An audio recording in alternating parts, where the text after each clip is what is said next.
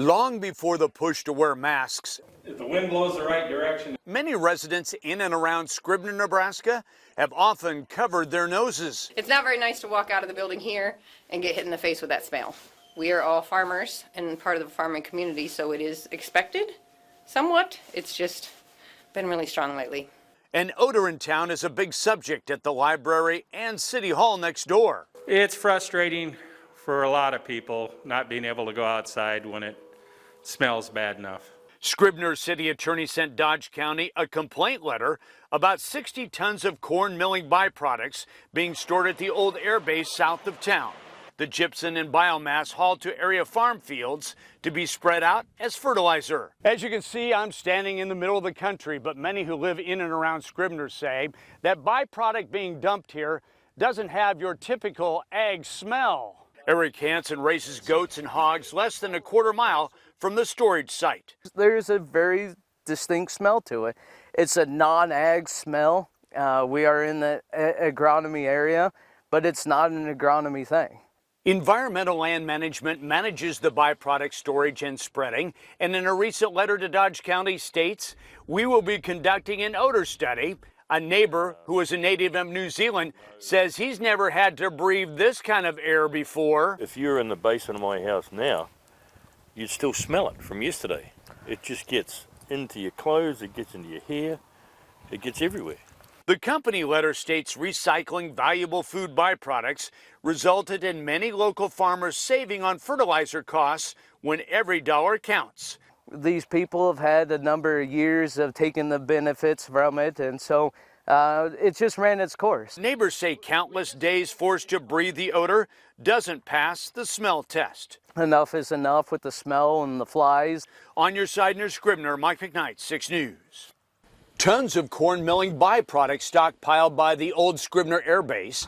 Then it's spread on nearby farmland. But to neighbors, that stinks. It is nasty smelling stuff. The Dodge County Board let a half dozen neighbors air out their complaints. I could spend 5 minutes outside and I'd come in and my hair smells like it, my clothes smell like it. When you sit down to eat something, you smell it and you taste it. The flies are horrendous.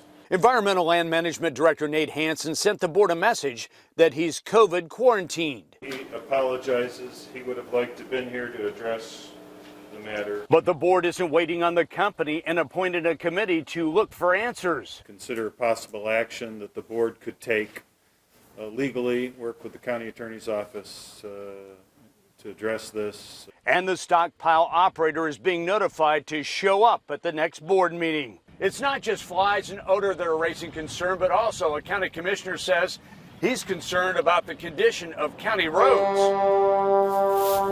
A fleet of semis hauling trailers full of corn byproduct travel a several-mile radius to dump the fertilizer on farmland. Maintaining those roads costs Dodge County an estimated $100,000. $100,000 might not be adequate. They've tore roads up. I've asked them to stay off of a road, and within a half a day, they turn around and find another road to destroy. That truck traffic has increased compared to what I saw last week, with 2 scoopers loading the trailers. That's because some are hearing the company is clearing the stockpile in about 10 days. 10 days is considered to be good news to us. It's forward progress, so we're excited to hear that there is forward progress. Neighbors may soon breathe a sigh of relief. Fingers crossed. On your side near Scribner, McK, 6 News. Downtown Scribner would be a great location for a Hallmark Christmas movie if producers don't read reviews. I get a lot of comments on our Facebook that says, cute town if it didn't smell like crap.